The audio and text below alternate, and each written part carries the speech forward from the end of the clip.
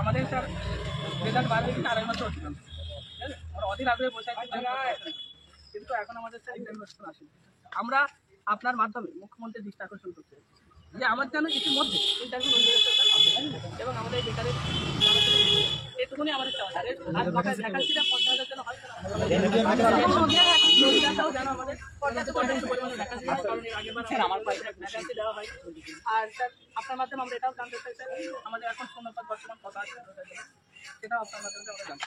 আর আমাদের স্যার সব থেকে যেটা বড় দাবি, সব থেকে আমাদের একটা দরকার স্যার, আমাদের ইন্টারভিউ হতে হবে আপনার মাধ্যমে স্যার, এইটুকুনি আমাদের মেন দাবি। আর কিছু না, লিখিত মেমোরান্ডাম আমার কাছে দাও। আমরা এটা মুখ্যমন্ত্রীর দপ্তরে, শিক্ষা দপ্তরে, আমাদের পর্ষদে সেটা যথাযোগ্য সম্মানের সঙ্গে আর দ্বিতীয় কথা যেটা, সেটা হচ্ছে যে তোমাদের সঙ্গে আমি একেবারেই সহমত পোষণ করছি। লেখাপড়া শেখা, একটা হার্ডল পার হওয়া, তারপরে আবার সময় লাগা, এগুলো কষ্টের। আমরাও তো একসঙ্গে ছিলাম, জানি সেগুলো আমরা একদমই সহমত পোষণ করছি তোমাদের সঙ্গে। কিন্তু যদি বলো যে আমাকে এখন এখানে দাঁড়িয়ে বলতে হবে কবে হবে, সেইটা কিন্তু বলার মতো জায়গায় কিন্তু আমাদের কাউন্সিল নেই। আমরা কাউন্সিলরের জেলা অফিস। এখন তোমরা জানো যে সব ব্যাপারটা সেন্ট্রালি হয়, সেই কারণে সেন্ট্রাল বোর্ড তৈরি হয়েছে, আমাদের আগে ডিস্ট্রিক্ট বোর্ডই করতে হবে। তাহলে ওইখান থেকে যখন ডিসিশনটা নেওয়া হবে, তখন সেই ডিসিশনটা আমরা এখানে ক্যারি আউট। আমরা অ্যাপয়েন্টিং অথরিটি কিন্তু আমাদের কাছে যে প্রস্তাবটা আসে, রেকমেন্ডেশন আসে, সেটা কিন্তু আমাদের রাজ্য থেকে পাঠানো হয়। তারপরে আমরা অ্যাপয়েন্টমেন্ট এখান থেকে ইস্যু করি। পরবর্তী ক্ষেত্রে যখন টিচার হিসেবে কেউ জয়েন করে, তখন থেকে কাউন্সিলের আন্ডারে টিচার, তার বেতন থেকে, তার অন্য সুবিধা থেকে তখন কাউন্সিল থাকে। আমরা অ্যাপয়েন্টিং অথরিটি, কিন্তু আমরা রেকমেন্ডের অথরিটি। রেকমেন্ডটা কিন্তু ওখান থেকে হয়ে আসে। ওখান থেকে ঠিক করবেন কবে নোটিফিকেশন দেবেন এবং ফার্দার কি কি করতে হবে। মানে একটা জিনিস যেটা বলতে পারি, সেটা হচ্ছে যে খুব দুর্ভাগ্যের বিষয় যেটা, সেটা ক্রমশ সরকারি স্কুলের ছাত্র সংখ্যা এখন বাংলা শিক্ষা দেখা যাচ্ছে যে কিছু যেমন শিক্ষক রিটায়ার করছে, সেখানে হওয়ারই কথা। একটা সময় ছাত্র বৃদ্ধির হারটা খুব বেশি ছিল, যেমন পপুলেশন বৃদ্ধির হারটাও বেশি ছিল, ঠিক একই কারণে ছাত্র সংখ্যা কমছে। ছাত্র সংখ্যা কেন করছে এটাকে ফাইন্ড আউট করতে হবে, কেন মানে স্কুল শুট হচ্ছে বা অন্য জায়গায় হবে। আর বাস্তব পরিস্থিতি যেটা বলছি, কেন কমবে? তুমি বলছো যে আমি যদি স্কুলে চাকরি পাই, আমি এমন পরিশ্রম করবো, আমি এমন নার্সিং করবো, বাচ্চাদের একটা বাচ্চাও আমাকে ছেড়ে যাবে। যারা আগে চাকরি পেয়েছেন তাদেরও তাই মানুষ হচ্ছে, তাই না? কিন্তু আমরা কি খেয়াল করি যে আমি আমার বাচ্চাটাকে নিয়ে বেরোচ্ছি, বেরিয়ে একটা প্রাইভেট স্কুলে দিচ্ছি, দিয়ে আমি আমার স্কুলে যাচ্ছি। আমার নিজেরই সেই কনফিডেন্স নেই। যারা এখন প্রাইভেট স্কুল আছেন সরকারি স্কুলে, নিজের বাচ্চাটাকেও তারা প্রাইভেট স্কুলে দিয়ে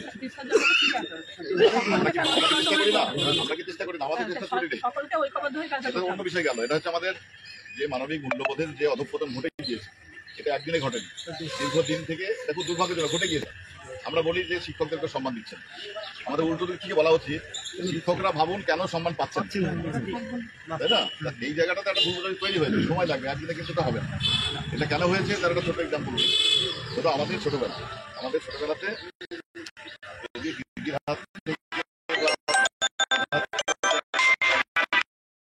বড়রা কি বলে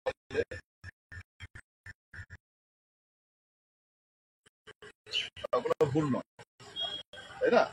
আমরা বাচ্চাদের সামনে যে সমস্ত আচার আচরণগুলো করি, সেইগুলো যে পরে ফিরে ফিরে আসে, এটা আমরা এখনো বুঝতে পারছি। এখনো আমরা নম্বর দিয়ে মাত্র বেরিয়েছে, হচ্ছে তবে একটা বাচ্চার মধ্যেই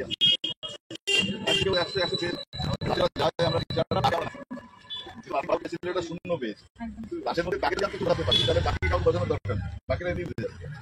তাহলে ওই ছেলেটা ওইখানে শূন্য পেয়েছে, কিন্তু মাস্টার যদি বলে যে আমার ডাক্তার আনতে মনে নেই, যা কোন ছেলেটা আগে দৌড়ায়, ওই তাই না? মাঠে খেলতে গিয়ে বেরিয়ে চলে গেল, ওর ভেতরে একটা কোয়ালিটি আছে, খেলতে ভালোবাসে। সরকার ভেবেছে যে সিস্টেমটা চালু হয়েছে, ভালো জিনিস।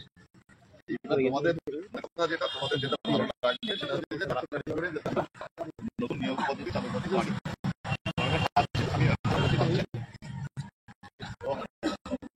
তোমরা যেটা বলছো যে এবার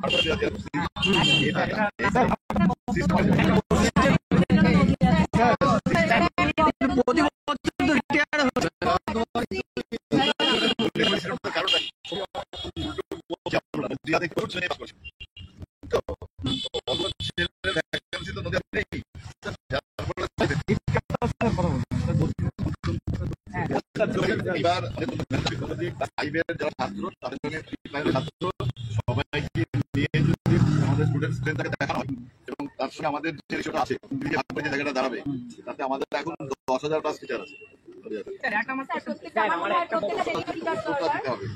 তাই না? 10,000 প্লাস স্টুডেন্ট আছে, আমাদের ছাত্র সংখ্যা লোকানোর জায়গা নেই, যেহেতু এখন পোর্টাল চালু হয়েছে, তাই না? তাহলে সেখানে ভাগ করে যে সংখ্যাটা আসবে সেখানে যদি আমাদের যতটা কম হচ্ছে 10,000 প্লাস আছে, যখন দেখা গেল যে 11,000 প্লাস আমার দরকার, তাহলে ওইটা ভ্যাকান্সি হবে। ভ্যাকান্সি বাড়াতে হবে বলতে আলাদা কোনো সিস্টেম নেই। স্যার আমি একটা বক্তব্য করছি, মানে যে আমাদের পঞ্চম শ্রেণী অ্যাড হচ্ছে, তো একটা আপ টু ডেট তো ভ্যাকান্সি আছে, আমি চাই আপ টু ডেট ভ্যাকান্সি আমি কি বললাম যে সবসময় হবে আপডেট ভ্যাকান্সি কখন বেরোবে সেই আবার যদি এটাকে উন্নতি করতে হয় আবার তো ক্রমান্বয়ে বাড়াতে হবে। ওটা ওই সব সিদ্ধান্ত যেগুলো হবে সেগুলো আমি যেটা বলছি এটা ম্যাথমেটিক্যালি মানতে হবে। শিক্ষার্থীদের 6টা ক্লাস তুমি যেটা বলছো, একদিনে 6টা ক্লাস তুমি বলছো যে ওখানে যেন 3 টিচার 4 টিচার থাকে, হ্যাঁ 6টা, সেটাই তো বললাম। সেই ডিসিশনটা কে নেবে? তোমরা লিখবে, আমরা পাঠাবো। প্রথমেই বলেছি তারা যদি ওটা মেনে নেন, বড় বড় মানুষ আছে লিস্টটা চালু হয়ে গেছে, তোমরা যেটা বলে দিচ্ছে এটা আমরা পাঠিয়ে এবং পাঠিয়ে তারা জানিয়ে দেবো, পাঠালাম তার কপি তোমাদের আমরা ঢুকিয়ে রাখলাম না। কিন্তু ভ্যাকান্সি কথা তোমরা যেটা বলছো, যখন ভ্যাকান্সিটা ডিক্লেয়ার হবে তখন আমাদের টিচার রিটায়ার করার পরে কতজন দাঁড়িয়েছে, আমাদের কতজন ছাত্র প্রস্তুত হয়েছে, লাস্ট সংখ্যাটা কত দাঁড়িয়ে আছে পোর্টালে, সেইটাকে হিসাব করে তারা কিন্তু ডিক্লেয়ার করবেন যে নদীয়া জেলা এত ভ্যাকান্সি। ওইখানে জেলা ওয়ারি যেমন থাকবে তেমনি স্টেট ওয়ারিও থাকবে, নিয়ে হবে। এবার নদীয়া জেলার ক্ষেত্রে যেটা ঘটতেছে, বেশি পড়াশোনা হলে আলিপুরদুয়ার, জলপাইগুড়ি, মালদা নদীয়ার ছেলে মেয়ে পেয়েছে, তাই না? অন্যান্য ডিস্ট্রিক্টে তো আমাদের যেহেতু উচ্চশ্রী আছে, আবার 3 বছর পরে তারা ফিরে আসার সুযোগ পাবে, মিউচুয়ালের সুযোগ পাবে, কোর্ট সুযোগ দিচ্ছে, চাষটা দরকার। যে সমস্ত হাই স্কুল পঞ্চম শ্রেণী রয়েছে সেখানে তো আমাদের অ্যাড করে দিতে পারে, অ্যাকচুয়ালি তো নিয়ম নেই এনসিটি গাইডলাইন্সে পঞ্চম শ্রেণী পড়ানোর কিন্তু অ্যাকচুয়ালি নিয়ম নেই।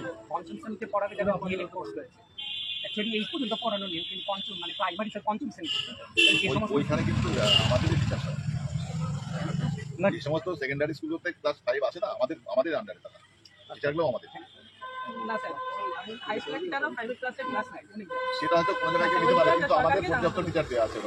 আমাদের এখানে কৃষ্ণনগর হাই স্কুলে আমাদের 20 জন টিচার আছে, তাই না? আরেকটা জিজ্ঞাসা করে একটা কোশ্চেন ছিল, একটু আপার প্রাইমারি থেকে আপারে মানে কতটা গেছে আমাদের আপনাদের কাছে কিছু আছে স্যার? তার মনে তবে গিয়ে কাছাকাছি একটা স্যার আর একটা কথা আমি জিজ্ঞাসা করি, আমাদের যেগুলো সেমিনার এসছে না, আজকে আমাদের কতগুলো ডিএড কলেজে ডিজিটে যাওয়ার কথা, আমাদের কিছু সুবিধা আছে। ডিএড কলেজে অনেক কথা শোনা যায়, তো আমরা 4-5টা করে যাচ্ছি, আমরা গ্লোবাল যা আছে তাদের এইখানে যাবো, সেই দর্শক থেকে স্যার সময় কমে যাবে।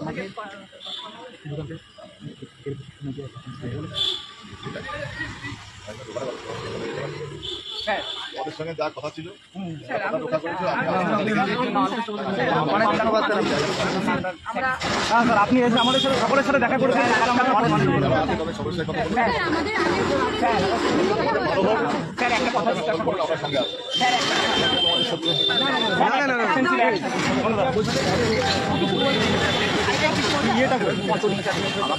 আপনারা কি ডেপুটেশন দেবেন? আসবো তুমি যে কোনো জানতে চাইলে সবই পরে অফিসিয়ালি স্যার বলছি যে আগে রিক্রুটমেন্ট প্রসেসটাতে যেহেতু নদিয়া ডিস্ট্রিক্টের ভ্যাকেন্সিটা 0 ছিল, তো আমার মনে হয় যে এবছর আপনারা একটু দেখবেন, আমরা যদি নদিয়ার ছেলে আমরা নদিয়াতে চাকরি স্যার একটু নিতে হবে, সময় থাকলে আমি চা খাই। ধন্যবাদ স্যার, আপনারা আমাদের আমি দিয়ে দেখবেন তাহলে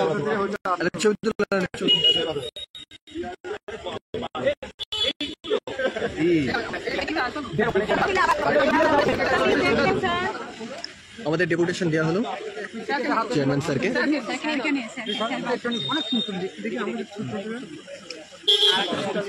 নদিয়া জেলার পক্ষ থেকে ডেপুটেশন দেওয়া হয়েছে আমাদের স্যারকে।